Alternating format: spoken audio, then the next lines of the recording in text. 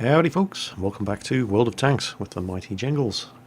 My cold is still kicking my ass. I've still got a sore throat and a runny nose and I'm still getting headaches and so on, but I'm over the worst of it. And I've done a War Thunder patch 1.43 video. I've done some Alien Isolation playthroughs. That game is seriously giving me the brown trousers and I haven't even seen the alien yet. But that's been a lot of fun playing that, doing the face cam with that one in the dark, so you can scream along with me. And it's been a couple of days since I put a World of Tanks video up. Must be at least 2 days. Oh, I know, the horror. Today I'm going to have a stab at seeing if my throat will behave itself for long enough to do a subscriber spotlight. This is Mugen. In the first replay, he's driving the Panther, the tier 7 German medium tank.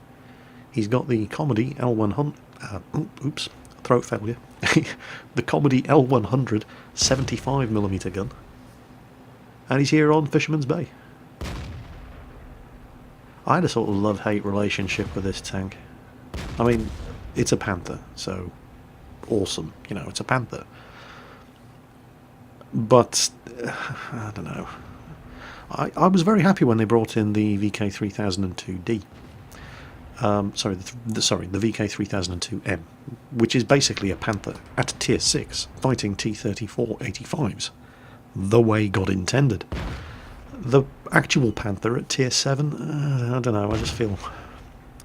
The thing that bothered me about the tier 7 Panther tank, this tank here, is that in order to be competitive in all the kinds of games that it gets into, you know, not just tier 7 games, but tier 8 and tier 9 games as well, you pretty much have to use this hilarious L100 version of the 75mm gun.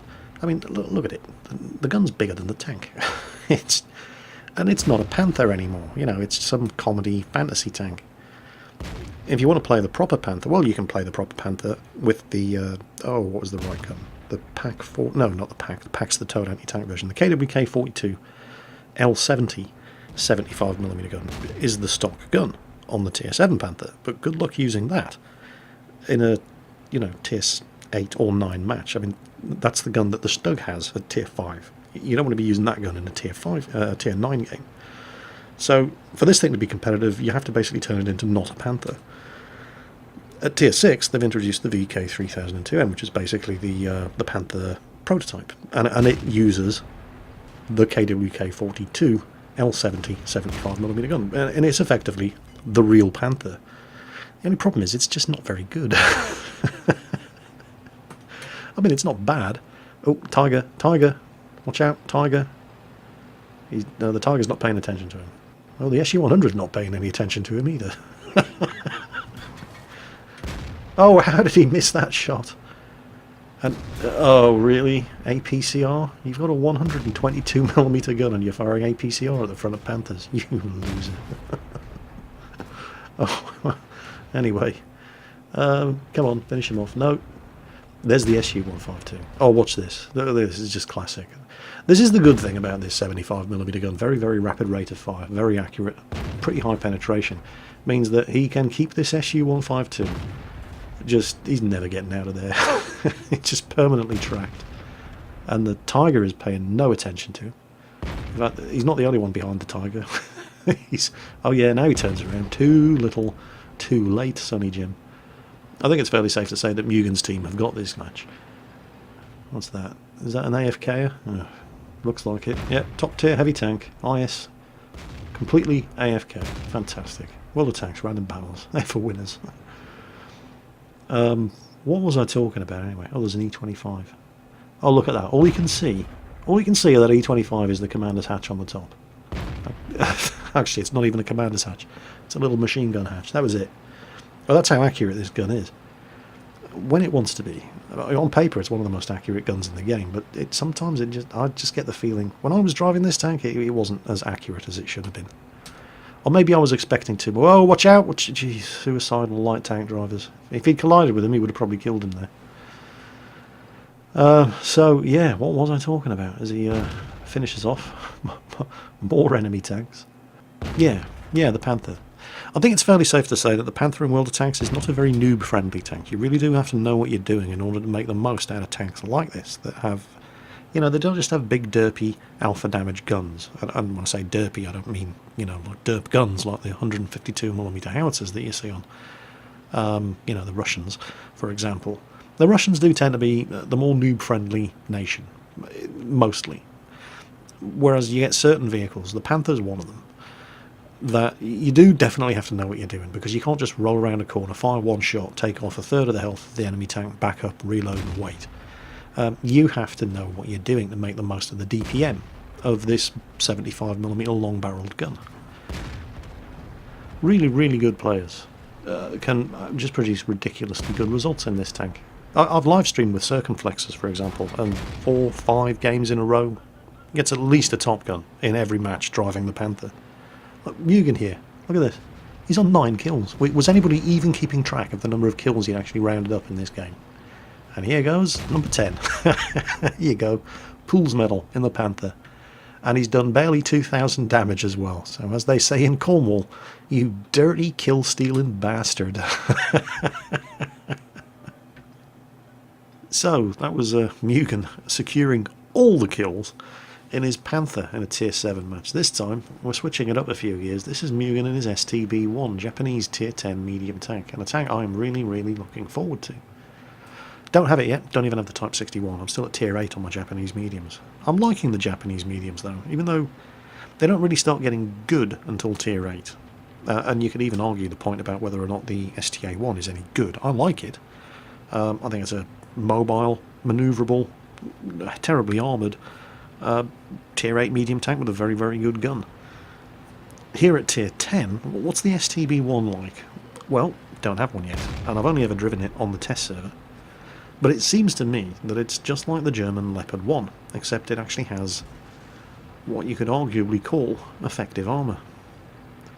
The armour thickness isn't great, but the sloping on the turret and the upper glacis is extreme. Hold down in Leopard 1, you just get your turret front penetrated over and over and over. That doesn't really happen in the STB-1.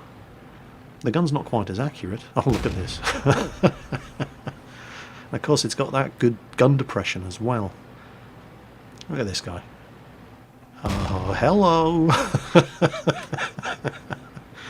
Yes, where are all your friends?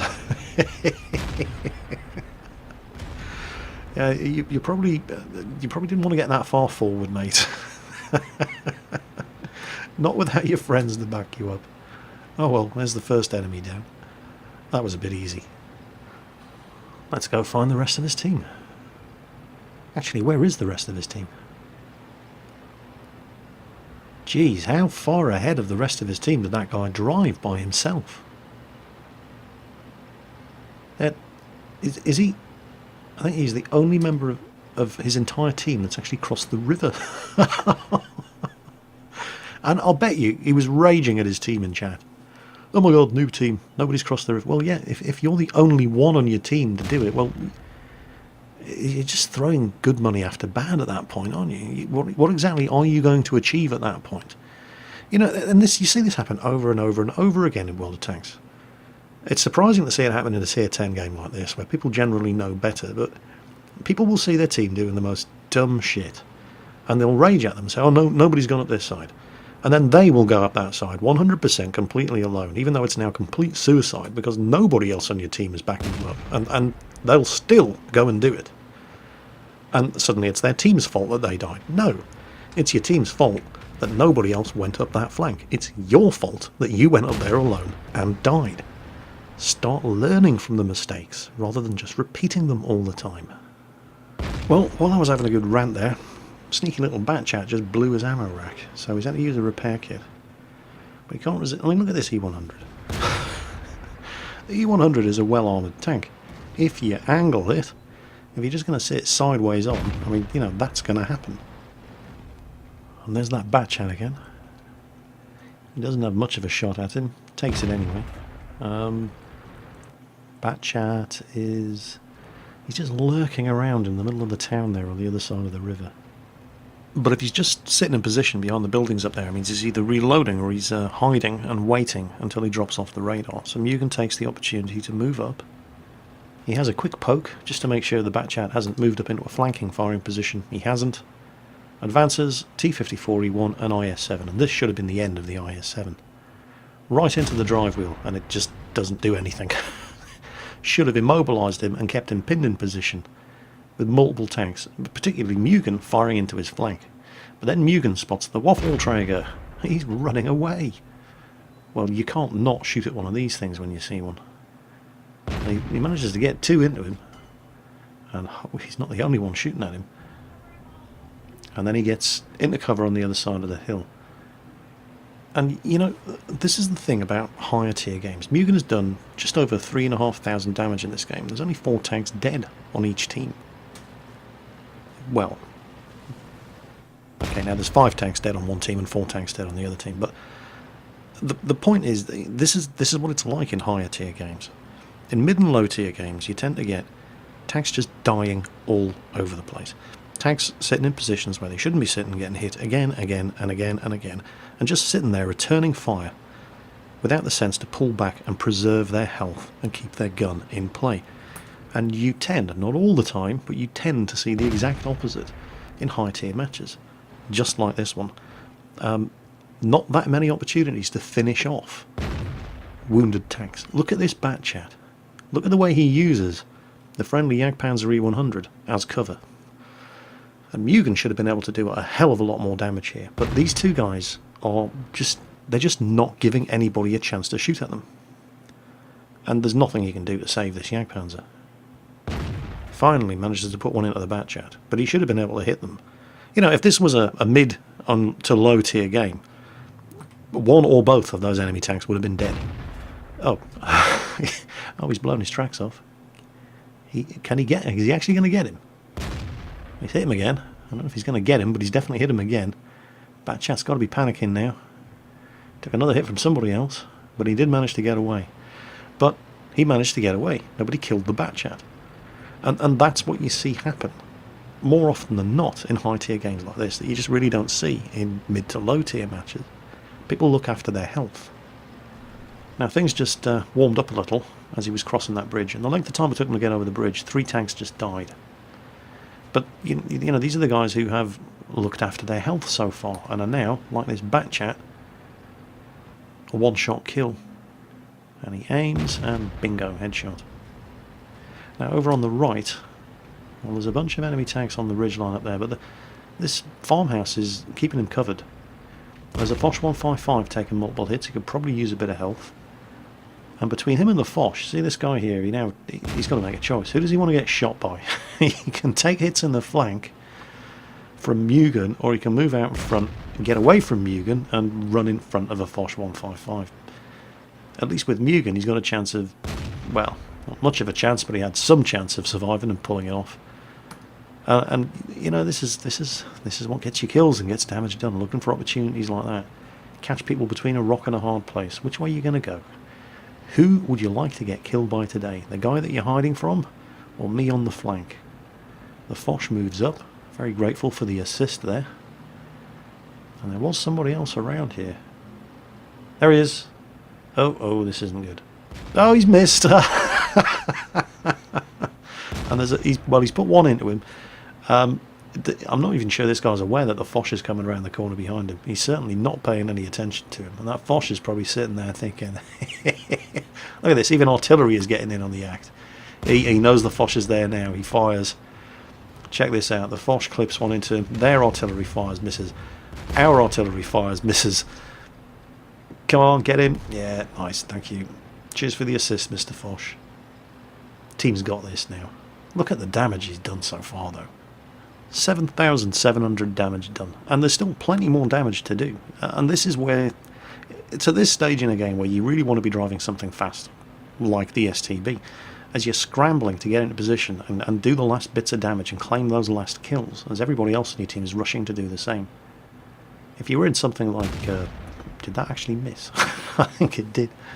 You know, if you're in something like a T-95 stuck in the middle of the map, the game would be over for you by now. He's got shots at the Jaegeru, though.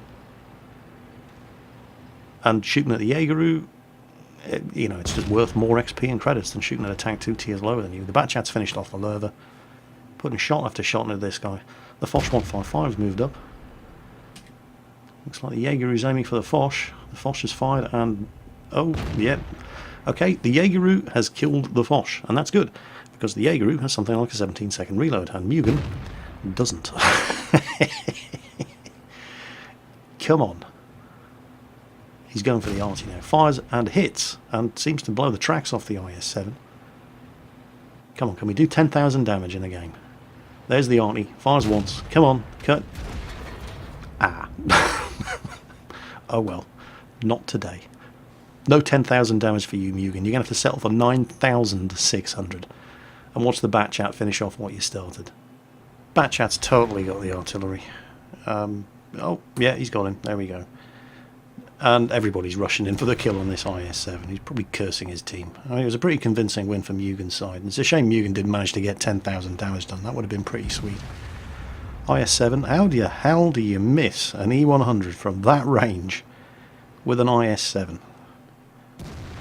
But it's not these guys in front of them that are going to get him. Here comes the Batchat. See him sneaking up from behind? Here it comes. There it goes. And he opens up. And again. Everybody's rushing in, trying to get the last shot. The Batchat gets it. 5 kills for the Batchat, 5 kills for Mugen. But Mugen, by far, did the most damage. Unsurprisingly, an ace tanker badge, over 100,000 credits earned, 4,320 experience. But that, as well as the high caliber, and the high caliber was good, but it's one of the most impressive Confederate medals I've ever seen. Take a close look at that.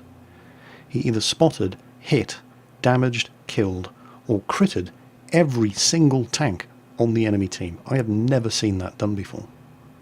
And it wasn't a bad high caliber medal either. I mean, he came within a whisker of doing 10,000 damage. He did as much damage as the next 3 highest scoring damage dealing members of his team combined, and one of those got 5 kills.